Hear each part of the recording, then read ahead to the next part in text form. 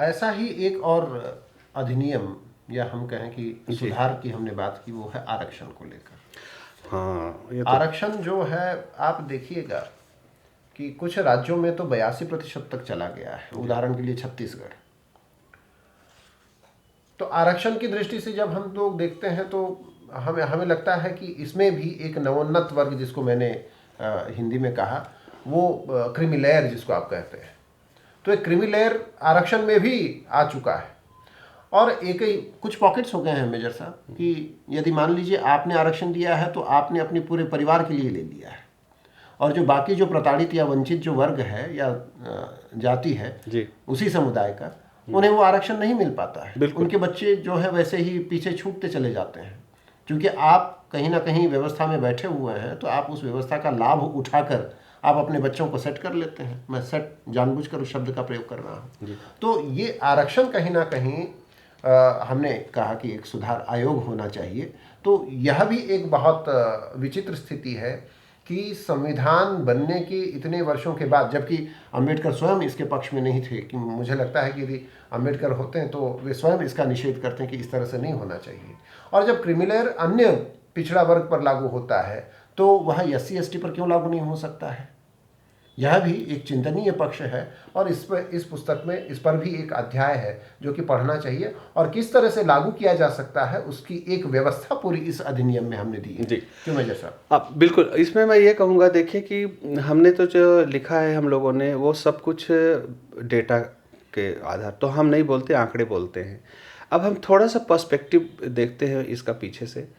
Doctor Bhimrao Ambedkar ने जो संविधान जो उन्होंने ड्राफ्ट किया, संविधान सभा ने जो संविधान बनाया, आप देखिए मौलिक रूप से संविधान में आरक्षण की कोई व्यवस्था नहीं है। सबसे ज़रूरी बात ये हमें समझनी है, आरक्षण, लेकिन उसके एलिमेंट्स थे, और ये सहमति हुई थी पूना पैक्ट में महात्मा गांधी और पंडित मदन मोहन मालवीय के बीच, जो उन्होंने महात्मा गांधी और संपूर्ण सनातन समाज की ओर से डॉक्टर अंबेडकर से किया था। क्योंकि मैकडॉनल्ड रामसेसे ने जो वो दिया था, कम्युनल अवार्ड दिया था जब वो प्रधानमंत्री थे वहाँ के, तो वो बहुत खतरनाक था। तो उसके विरुद्ध डॉक्टर भीमराव अंबेडकर ने कहा कि नहीं, हमें ये चाहिए, यानी कि उन्होंने सप्रेस्ड जो कास्ट्स हैं, अंग्रेज़ों ने कहा कि जो दबे हुए हैं, उन्हें उसी से दलित वर्ड निकला, इनके लिए अलग से प्राविधान हो। तो उस पर डॉक्टर महात्मा गांधी को गंभीर वो था, नाराज़गी थी कि नहीं, हम इसको अपने समाज को विभाजित नहीं होंगे। तो आमरण अनशन पे बैठ गए थे। फिर बाद में सहमति हुई। डॉक्टर अंबेडकर तो बहुत विवेकशील व्यक्ति थे, उन्होंने समझा भी कि इससे समाज विभाजन होगा, और आश्वासन उन्हें दिया गया कि जो ये दे रहे हैं इस कम्युनल अवार्ड में, वो जब देश स्वतंत्र होगा हम अपने संविधान में आपको संवैधानिक प्राविधान करके ये सीटें हिंदुओं के कोटे से जानी चाहिए, और वो हम प्राविधान करेंगे, अलग से नहीं। उनका ये था कि उनको अलग वर्ग या जाति नहीं माना जाए, जो कि वो थे भी नहीं। उसके बाद फिर जब संविधान बना तो संविधान में कोई ओरिजिनल ऐसा आर्टिकल या प्रोविज़न नहीं था। आर्टिकल 16(4) में अमेंडमेंट करके और फिर आरक्षण का प्रावधान रखा गया, हमें ये समझना है। और आरक्षण का जो मौलिक प्रावधान है वो सिर्फ डॉक्टर अंबेडकर जो चाहते थे वो था कि शेड्यूल कास्ट, शेड्यूल ट्राइब्स को जो लेजिस्लेचर है उसमें रिप्रेजेंटेशन होना चाहिए, यानी कि विधानसभाओं में और लोकसभा में उनका प्रतिनिधित्व हो। यही कुल आरक्षण की मांग थी, और इस पे सहमति हो गई थी। जो डेटा हमारे पास अवेलेबल थे उसके अनुसार 1931 का डेटा मुझे लगता है उपलब्ध था। उसके पहले का सेंसस डेटा अवेलेबल नहीं था, क्योंकि 1941 में विश्व युद्ध चल रहा था, तो अंग्रेज भी उसमें व्यस्त थे और वही प्रशासक थे, तो जनगणना नहीं हुई थी। फिर 1951 में भारत आज़ाद होने के बाद हुई, तो 1951 की जनगणना तो उपलब्ध थी नहीं। तो 1931 के डेटा के बेसिस पर 15% आरक्षण शेड्यूल कास्ट को और 7.5% यानी मोटा मोटा कुल मिला के दोनों का 23% आरक्षण का प्राविधान किया गया, और 10 वर्षों के लिए मात्र 1961 तक। एग्जैक्टली, तो 51 से 61 तक वाली 10 वर्षों के लिए किया गया, और कहा गया कि 10 वर्ष तक इनका आरक्षण रहेगा और ये लोकसभा विधानसभा में इनका प्रतिनिधित्व होगा। लेकिन दुर्भाग्य से हुआ क्या कि फिर उसके बाद वोट बैंक की राजनीति आ गई।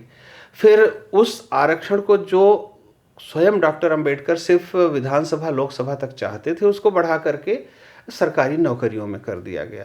फिर लोगों ने डिमांड की कि सरकारी नौकरी कैसे पाएंगे अगर उनका एडमिशन ही नहीं होगा, तो एजुकेशनल इंस्टीट्यूशन में कर दिया गया।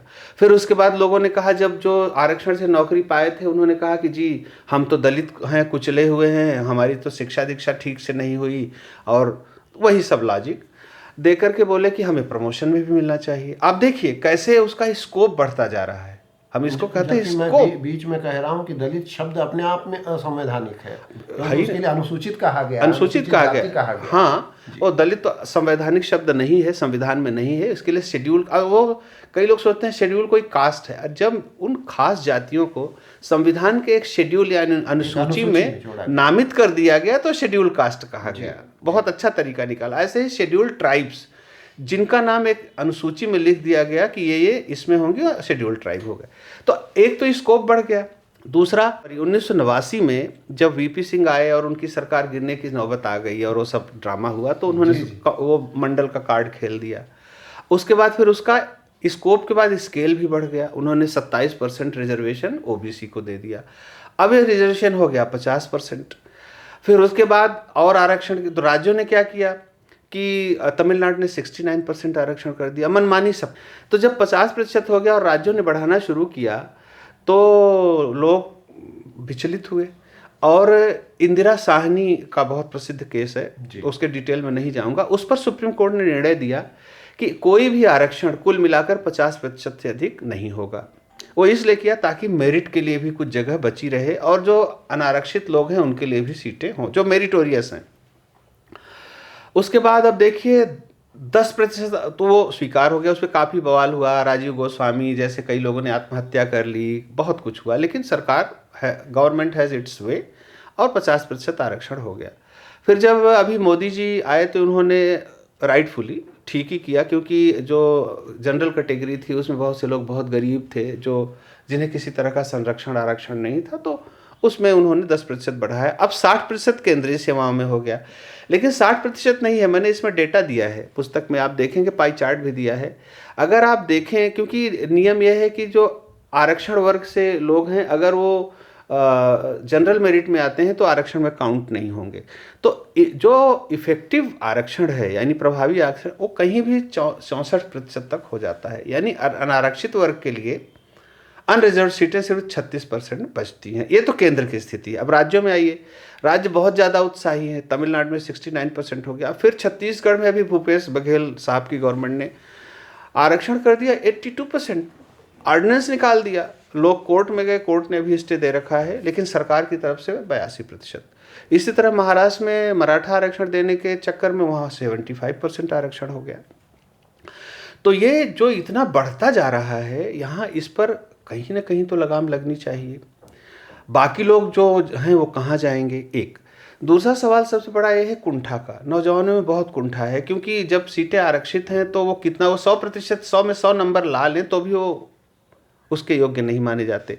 दूसरा, इसका निगेटिव इम्पैक्ट ये हो रहा है कि आरक्षण होने के कारण मेरिट बहुत कंप्रोमाइज़ हो रही है। बहुत से वीडियो आए हैं, आपने देखा है कि ऐसे ऐसे अध्यापकों की नियुक्ति हो रही है जो उस विषय को जानते ही नहीं हैं, लेकिन चूंकि सीट भरनी है तो उनमें से जो बेस्ट मिल गया, भले ही बेस्ट, उनका जो बेस्ट है it is not even good enough, that best is not good enough for teachers, वो उसमें रखे जा रहे हैं। तो इससे पूरी सोसाइटी पे इम्पैक्ट हो रहा है। दूसरा बड़ा महत्वपूर्ण यह है कि जैसे ओबीसी में एक क्रीमी लेयर का कॉन्सेप्ट है, उसी तरह से SC ST में भी होना चाहिए। और ये मैं डिमांड नहीं कर रहा हूँ, आप नहीं कर रहे, ये SC ST खुद कर रहे हैं, क्योंकि वही इससे इम्पैक्ट हो रहे हैं।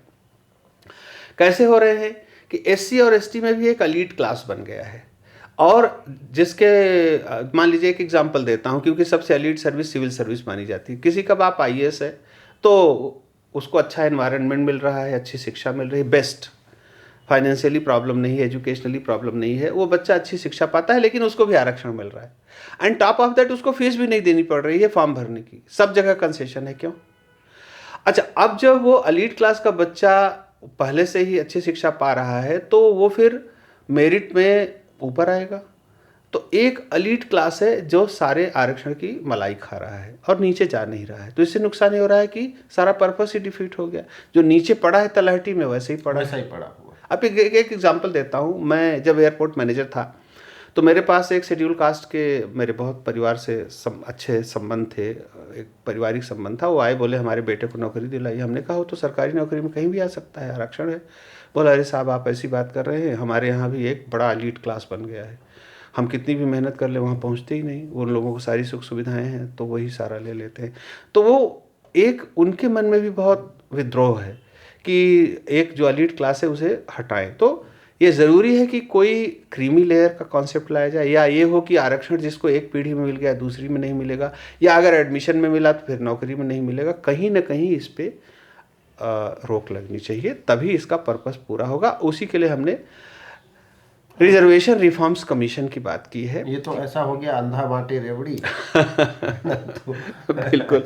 तो रिजर्वेशन रिफॉर्म्स कमीशन यानी आरक्षण सुधार आयोग की बात की है। एक आयोग हो, उसमें सुप्रीम कोर्ट हाई कोर्ट का जज हो, पढ़े लिखे लोग हों, सिविल सर्वेंट हो, ब्यूरोक्रेट हो, एकेडमिशियन हो, और ये पूरे का अध्ययन करें और सरकार को पॉलिसी गाइडेंस दें कि आरक्षण का अधिकतम लाभ कैसे दिया जा सकता है। और दूसरा साइड एक और है, अब जैसे अपर कास्ट क्या मतलब जनरल कैटेगरी के लोग हैं, तो उनमें भी बहुत से गरीब लोग हैं, उनको कोई सुविधा नहीं, न वो फ्री कोचिंग ले सकते हैं। जितने फॉर्म भरेंगे उस सारे फॉर्म का पैसा देना पड़ेगा, उनको तो एक फॉर्म भरने का पैसा नहीं है। तो सरकार जो मिनिमम कर सकती है वो ये है कि आरक्षण आप अगर दे रहे हैं तो दीजिए, लेकिन जो जनरल कैटेगरी के लोग हैं कम से कम उनसे हर फॉर्म भरने का पैसा तो मत लो। जो गरीब लोग हैं उन्हें बोलो तुम्हारा फॉर्म, जैसे SC ST को है कि फ्री में आप फॉर्म भरेंगे, उनका पैसा नहीं लगेगा, उनको भी दे दो, विद्यार्थी हैं बेचारे। तो आर्थिक आधार पर ये छोटी छोटी सुविधाएं दे करके समाज का, क्योंकि हम कल्याणकारी राज्य हैं, India is a welfare state, तो वेलफेयर सबका होना चाहिए ना। तो हम आरक्षण, इस चैप्टर में हमने यही बात कही है। बहुत कल्याणकारी शब्द का क्यों प्रयोग कर रहे हैं? राम राज्य प्रयोग करने से आपको डर लगता है क्या? मुझे बिल्कुल डर नहीं लगता, लेकिन संविधान में कल्याणकारी लिखा है तो हम कल्याणकारी कह रहे हैं। इस पुस्तक में हमने आरक्षण में एक सुधार के लिए आयोग के अधिनियम की हमने बात की है। तो इस दृष्टि से भी थोड़ा चिंतन हमें करना चाहिए कि कैसे हमारा समाज, हमारा देश आगे बढ़ सकता है जब तरह तरह के स्तरों पर यह खाइयाँ बढ़ रही हैं। सरकार का काम है खाइयों को पाटना, जनता का भी काम है उस खाई को दूर करना। तो मुझे लगता है कि यह आरक्षण का जो अधिनियम है खाई को पाटने के लिए बहुत आवश्यक है, ताकि वास्तव में अम्बेडकर जी ने जो दृष्टि दी थी कि कैसे समाज में एक समानता आएगी, तो उसको हम लोग कहीं ना कहीं अंग्रेजी में मैं कहूँ तो अचीव कर सकते हैं, प्राप्त कर सकते हैं। जी बिल्कुल।